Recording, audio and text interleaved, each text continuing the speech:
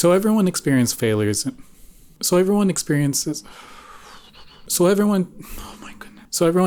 failures in life, and my life was definitely no exception to that. Oh, for goodness sakes.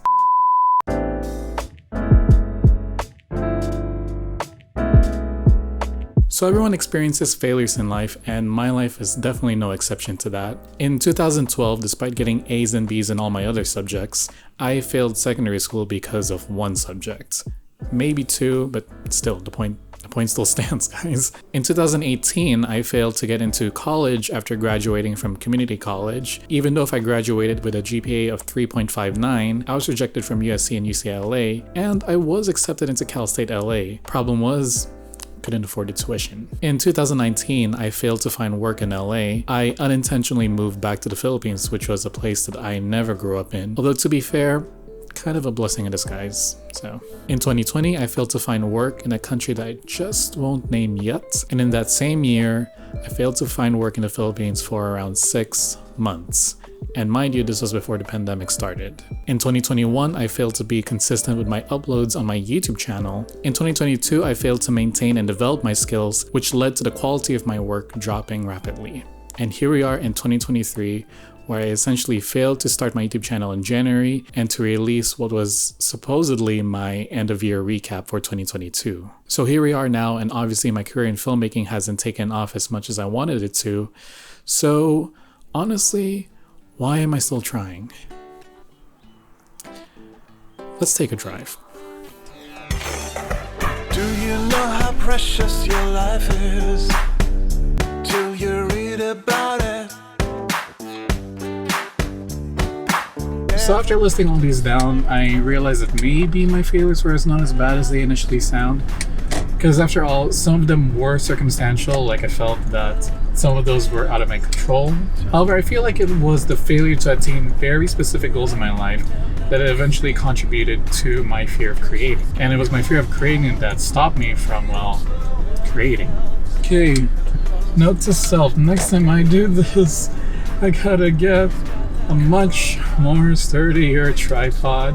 Setup I have right now, it's so janky. Oh my gosh. The problem with some of the places here is that there are just potholes everywhere. It just makes it so difficult for me to drive. Oh, this is no bueno.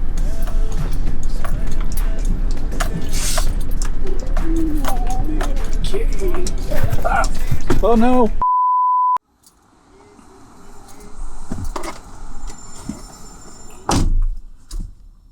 Okay, so this trip was a bust. Kinda underestimated how long it would actually take for me to get here. By the time I got here, well, I lost a lot of light, and on top of that, I think it's about to rain, so yeah, I guess that's another failure to add to the list.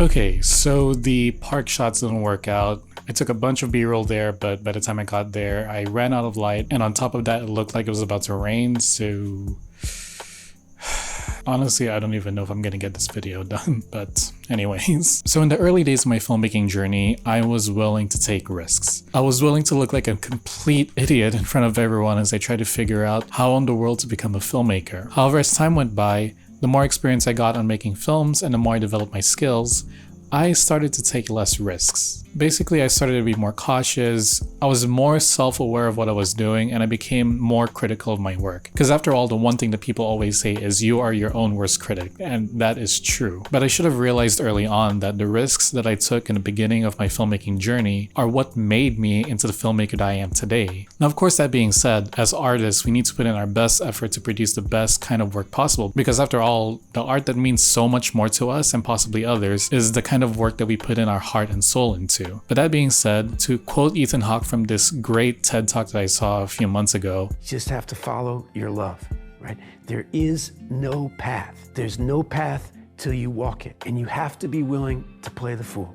That being said, if you haven't seen that TED Talk from Ethan Hawke, I highly recommend seeing it, especially if you're in a creative rut, especially if you're starting out and you're in a position where you're not sure whether or not this is for you, or you feel like your skills are inadequate compared to everyone else around you. I highly suggest watching Ethan Hawke's video on giving yourself permission to be creative. The funny thing about failure is I feel like the more we fail, especially if it's something that's repeated, in my case it was filmmaking, the more we repeat our failures about a certain thing, the more our mind tells us that this certain activity that we're trying to do is not for us, and if we try to do that again, we're just gonna fail. Basically, it's our flight and fight responses going haywire, telling us like, hey, you did this before, you know what happened, you probably wouldn't want to repeat it again. I guess you could say to a certain extent it is kind of like trauma, but I feel like trauma is a much more serious subject matter, so I honestly don't know if you could say that these are the same. If anyone has any experience with this and they know for sure that this is trauma, please like comment down in the comment section below and please let us know. But yeah, I guess after 10 years of failures,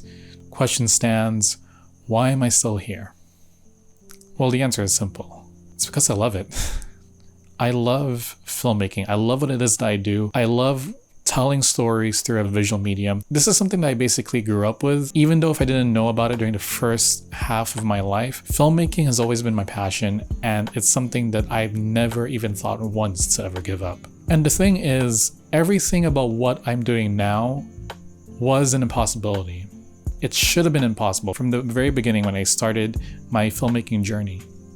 It had just occurred to me that one of my lights just went off, so yeah, I think the battery just died, whoopsies. But at the very start of my filmmaking journey, I thought that this was something impossible. Because for someone like me, I technically started film late. It wasn't until my third year of secondary school that I realized that I wanted to be a filmmaker. And by then, I had friends who had a few years of experience in filmmaking, and I was mesmerized by the stuff they were putting out. On top of that, I didn't grow up with a creative mind. Initially, when I grew up, I wanted to be either a scientist or a pilot. Well, for the longest time, I wanted to be a pilot. Actually, at one point, I was thinking about taking a master's in physics. But I guess like my creativity was something that I developed unknowingly through my English classes. But even then, I didn't think that the creative field was for me. And the ironic thing is, growing up, I hated photography. I hated cinematography. Like, I didn't want to be behind the camera. And now, the one thing that I love doing in filmmaking more than anything is cinematography.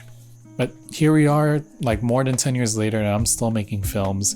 And though I haven't found much success, this is something I really want to push forward despite all the failures that I've gone through in the past. Which is why when it comes to failure, I think that we need to see it from a different perspective. Perhaps instead of seeing failure as failure, we should see failure as an opportunity to grow. If you guys didn't know, I left all of my old cringy YouTube videos on my channel. Basically, my first vlog and my first short film are still on this channel because ultimately that's the most important thing when you're chasing a goal or you're chasing a dream is progress. Knowing that when you started out, whether it's seeing your work from 10 years ago or 5 years or a year or even a month ago, because it's through our mistakes that we learn what to do in order to not repeat those mistakes again. A lot of the stuff that I learned about filmmaking, honestly, I learned them through a lot of mistakes. Like I've made so many mistakes since my early days of filmmaking, starting from the very first short film that I made, where I learned the importance of scripting, coming up with a proper plan, and staying true to your vision, while also being flexible with your vision. It's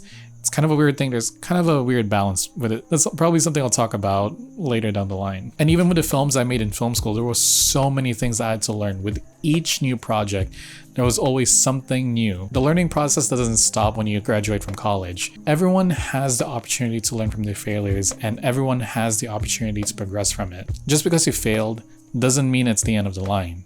It's the end of the line when you choose to stop. If you think about it this way, maybe failure is just a way for us to learn how to take a different approach when it comes to going after our goals. After all, when it comes to achieving the things that we want, it's rarely ever a straight line. Life is unpredictable. And to say that everyone needs to do one thing in order for them to reach their goals it's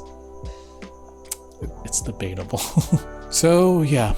Here's me trying this YouTube thing all over again. Honestly, this is like the 4th iteration of my channel, and I honestly don't know if I can be as consistent as I want to be with this, but I want to try. Now, I don't have anything concrete planned on what I want to do with this channel, but essentially I still want to vlog, still want to make films, still want to do some behind the scenes stuff whenever I make films. Maybe a few tutorials here and there, but I guess we'll just have to wait and see. I still want to maintain a bi-weekly schedule, but most likely I'll try to release some shorter content in between, like maybe a micro vlog or something.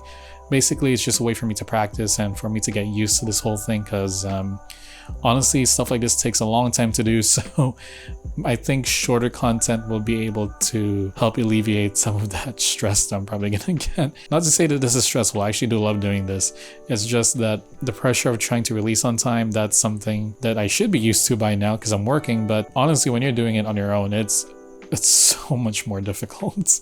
But yeah, I do hope that you'll join me on this crazy journey as I try to figure out life, I guess. Do make sure to subscribe for videos like this and for more stuff beyond that. If you love this video, please make sure to give a like, that'll be much appreciated.